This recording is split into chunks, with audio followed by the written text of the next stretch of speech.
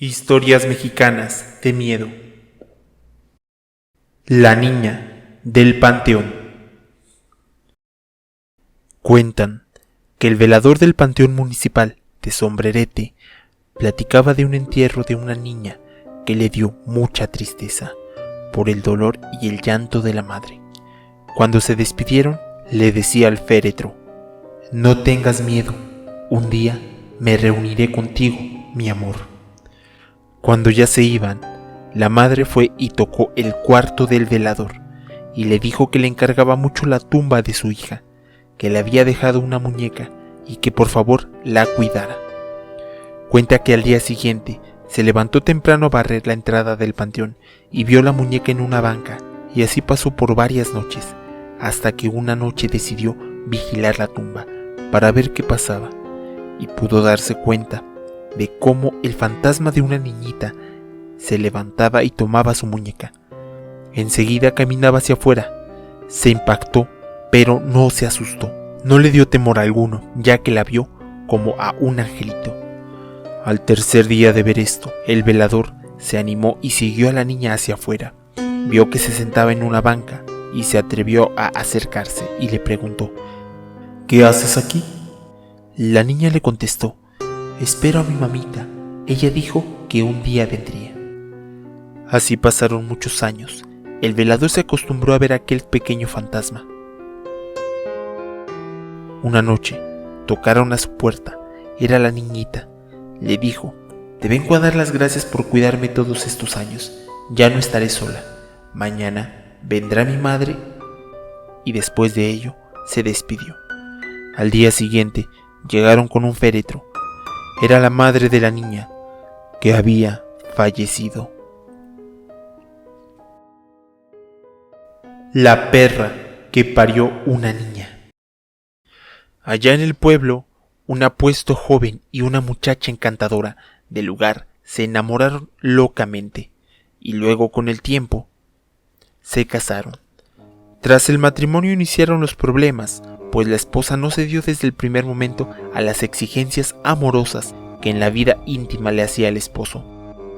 Movida quizá por la falta de orientación de sus padres en lo que concierne a estas relaciones íntimas, la vida se fue agudizando en aquel matrimonio, porque la muchacha no cedía en ningún momento, a pesar de las caricias y la ternura que le prodigaba el esposo anhelante y desesperado. Transcurría el tiempo y él, valiéndose de las mañas masculinas, fracasaba en sus intentos. La invitaba al lugar donde trabajaba, pero aún, fuera de la casa, siempre se negaba a las insinuaciones amorosas de su marido. El muchacho tenía una perra que, fiel con su amo, la acompañaba por todas partes, en las mañanas, en las tardes y en las noches. Un día, impulsado por la necesidad biológica, en un acto desesperado, tuvo estas relaciones íntimas con la perra. Transcurrió el tiempo y el mozo siguió practicando las relaciones contranaturales. Pasaron los meses. Una tarde, mientras la pareja paseaba por el campo, la madre del muchacho, que estaba ocupada en la cocina, escuchó con sorpresa que debajo de la cama de los jóvenes esposos lloraba un niño. El estupor llenó el corazón de la noble anciana cuando vio que la perra envolvía con una de sus patas a una recién nacida, lamiéndola y arrullándola mimosamente. La buena señora, después del gran susto, cubrió a la niña con una sábana blanca y la depositó en la cama que se encontraba vacía. Cuando llegó la pareja, sin salir aún de su sorpresa, la anciana les contó lo que había ocurrido. «Casi me muero cuando vi que la perra había parido a esa niña. No puedo explicarme ese fenómeno». El muchacho, agobiado por el peso de las circunstancias, bajó la cabeza avergonzado. Sin decir nada, encaminó sus pasos hacia la iglesia del pueblo para confesar su culpa. El sacerdote, al escuchar la extraña confesión, manifestó: «Hijo mío, grande es tu pecado. Ve a tu casa y trae a tu esposa, que tengo algo que decirle. Mujer, tú tienes que cargar con parte de esta terrible culpa, porque esto ha sucedido al no complacer los deseos legítimos de tu esposo».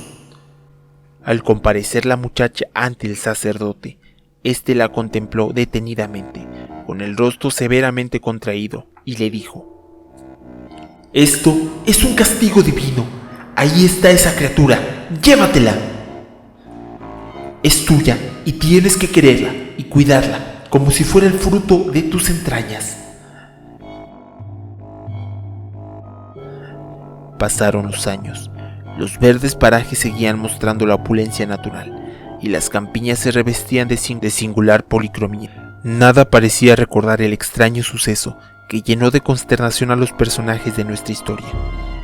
La niña se convirtió en una hermosa mujer con la belleza sumisa y agreste de la hembra del campo. Muchos hombres la enamoraban insistentemente, pero ella ya tenía novio, al que amaba profundamente y con el que pronto se casaría. Cierto día, un joven campesino se encaminaba hacia la casa de su novia para visitarla. Una vecina, dada al chisme y acostumbrada a meterse en lo que no le importaba, lo llamó. Hijo, ven acá. ¿Qué desea, doña? Solo quiero preguntarte una cosa. Pregunte, pues. ¿Es cierto que te vas a casar con aquella muchacha bonita que vive en la otra casa? Sí, es cierto. Pues te aconsejo que no lo hagas. La mujer tardó intencionalmente en proporcionar la respuesta al apuesto joven, y luego destiló el veneno. Porque esa muchacha es hija de una perra. El joven, preso de furor, empujó fuertemente a la vieja, disponiéndose a castigar a quien ofendiera en forma tan grosera a su prometida. Pero la perversa mujer, sin perder la calma, gritó: Suéltame, suéltame, ignorante. ¿No crees lo que te digo? Te lo voy a demostrar. El mozo, trastornado y sin poder ordenar sus ideas, se sumió en un largo silencio.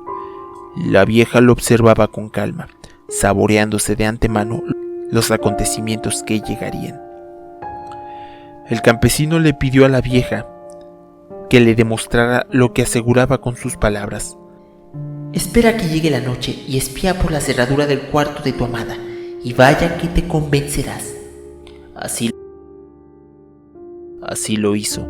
Se asomó por la cerradura, observando atentamente los movimientos de la muchacha que se preparaba para acostarse. La belleza imponente de la Virgen se expuso a la vista penetrante del muchacho, al caer del cuerpo femenino las ropas que cubrían su cuerpo de diosa.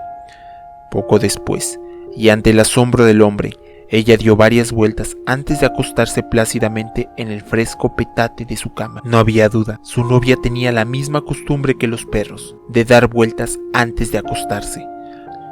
Las lágrimas lo traicionaron y abandonó el lugar precipitadamente. Así pasaron los días, y ella, llena de inquietud, notaba la ausencia de su prometido. Extrañada por aquella conducta, decidió escribirle exigiéndole una explicación por haber suspendido sus visitas intempestivamente. La respuesta no se hizo esperar. Creí estar enamorado, pero mi amor no llega al grado de casarme con un ser irracional, ya que me di cuenta, por mis propios ojos, de que tú eres una perra. El golpe emocional fue tremendo. La agarró por sorpresa y desde aquella fecha su vida fue de sufrimiento. El mal de la tristeza, el llanto y el profundo dolor de un frustrado amor produjeron en la bella joven una prolongada enfermedad que culminó en agonía y con ella una muerte lenta. Antes de morir, la buena muchacha, que solo irradió bondad durante su vida, viendo la proximidad de su muerte, dijo a sus afligidos padres: Concédanme un deseo, mi último deseo. Quiero que lleven mi cadáver a la iglesia, para que allí me velen. Quiero que la vecina de enfrente sea la única persona que acompañe mi cuerpo. Las puertas deben estar cerradas. En las primeras horas de la noche, la trasladaron a la pequeña iglesia del pueblo, y su acongojado padre se dirigió a la casa de su vecina, convenciéndola para que acompañara el cadáver de su hija. Pero la vieja solo se dejó convencer cuando le ofrecieron una fuerte suma de dinero para que desempeñara tan misterioso acto. La malvada mujer sintió que el temor la asaltaba, pero el interés por el dinero la obligó a dirigirse a la iglesia. Cuando quedó junto al cadáver, las puertas de la iglesia se cerraron a su espalda, produciendo un sonido seco, lejano, como si viniera de otro mundo. Pasaron las horas. El silencio apenas era interrumpido por un silbido del viento que penetraba en el recinto sagrado, moviendo suavemente las pequeñas llamas que coronaban siniestramente las candelas rodeando el ataúd. 12 campanadas se dejaron de escuchar. Eran las 12 de la noche. Poco después, la puerta principal de la pequeña iglesia se abrió, dando paso a una monja que, sin detenerse, se dirigió al féretro, se arrodilló ante la muerta y luego se dirigió a la sacristía. Pocos minutos después apareció un sacerdote que hizo una reverencia ante el ataúd, desapareciendo en igual forma que la monja. Nuevamente se escucharon unos pasos firmes y por la puerta principal apareció un obispo. Llegó hasta donde estaba el cuerpo inerte e hizo lo mismo que la monja y el sacerdote, desapareciendo detrás de la sacristía.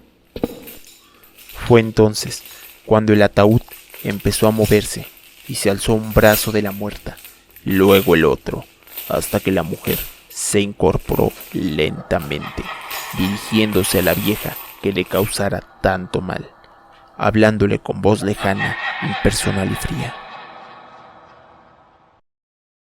Mala mujer, ¿viste pasar ante mí a una monja, un padre y un obispo?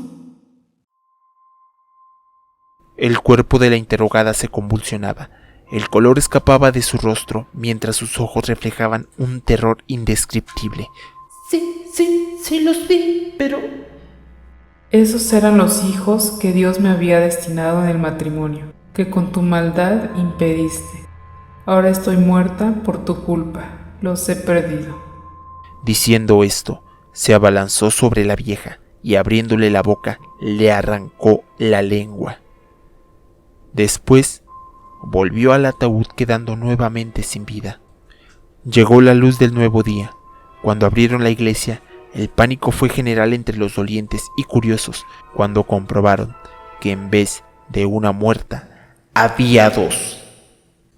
Al aproximarse, observaron con estupor que la joven difunta sostenía en su mano la lengua de la vieja. ¿Qué es esto? ¡Dios mío! No podemos quitarle la lengua de la mano para meter el brazo dentro del ataúd, pues tenemos que llevarla así al cementerio. Y así fue. El cortejo fúnebre salió de la pequeña iglesia hacia el cementerio, llevando a la mujer, que murió de tristeza con un brazo de fuera, exhibiendo la lengua como un ejemplo para la humanidad, y especialmente para las personas que acostumbran en meterse en donde no les importa. Pero lo más extraño del caso fue que al llegar al camposanto, la mano soltó la lengua y el brazo bajó lentamente hasta quedar dentro del ataúd.